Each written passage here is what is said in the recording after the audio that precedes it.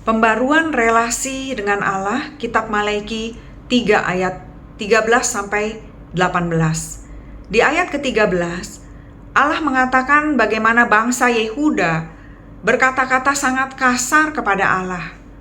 Berkata-kata sangat kasar itu artinya sangat tidak sopan, sangat tidak pantas, dan pastinya itu menyakitkan. Tetapi bangsa Yehuda nggak tahu.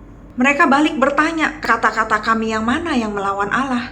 Di ayat berikutnya dijelaskan bagaimana bangsa Israel ini mengatakan beribadah kepada Allah itu pekerjaan yang sia-sia.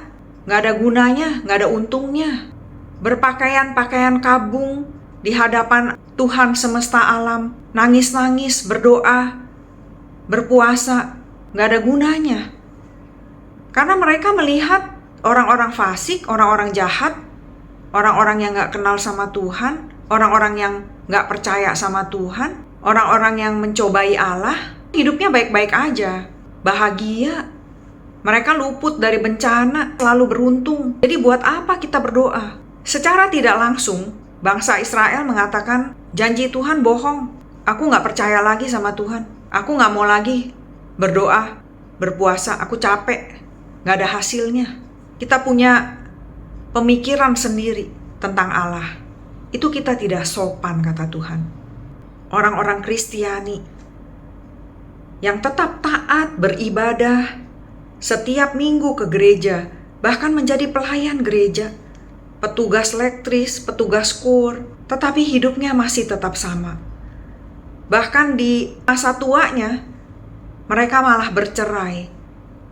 Anak-anaknya tidak aktif lagi ke gereja. Janji-janji Tuhan kepada orang yang taat dan setia akan mendapatkan damai sejahtera, sukacita, kebaikan, kesetiaan.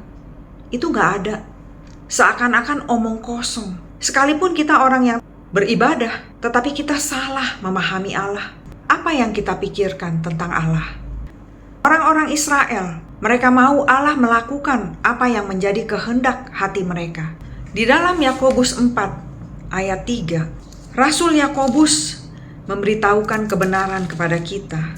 Kamu berdoa juga, tetapi kamu tidak memperoleh apa-apa karena kamu salah berdoa. Sebab yang kamu minta itu hendak kamu habiskan untuk memuaskan hawa nafsumu.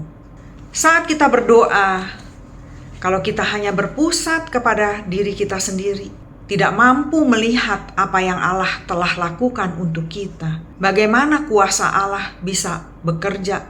Doa dan beribadah itu bukan tentang kehendak kita, kemauan kita, tetapi tentang mencari, mengenal, dan melakukan kehendak Allah.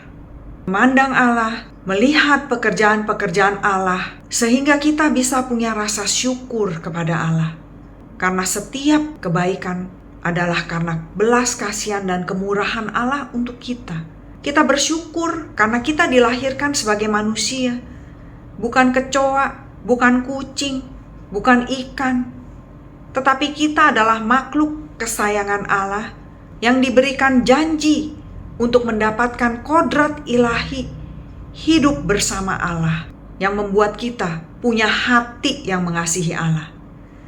Di ayat berikutnya, Maleakhi 11, 17, 18, Allah memperhatikan apa yang kita lakukan dan Dia mendengarkan apa yang kita doakan. Orang-orang yang takut akan Allah, orang-orang yang menghormati namanya, pada saat Allah bertindak, kita akan menjadi anak-anak kesayangannya. Pada saat itulah kita akan dapat melihat siapa orang benar, siapa orang fasik, siapa orang beribadah, dan siapa orang yang tidak beribadah. Kapan Allah akan bertindak? Ketika Allah melihat kerendahan hati kita, disadarkan oleh firman Allah, pada saat itulah Roh Kudus akan diberikan kepada kita.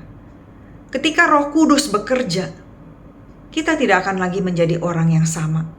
Kita akan berubah, hidup kita akan berbuah, dan dunia akan melihat perbuatan-perbuatan yang dilakukan oleh anak-anak Allah. Tuhan Yesus memberkati.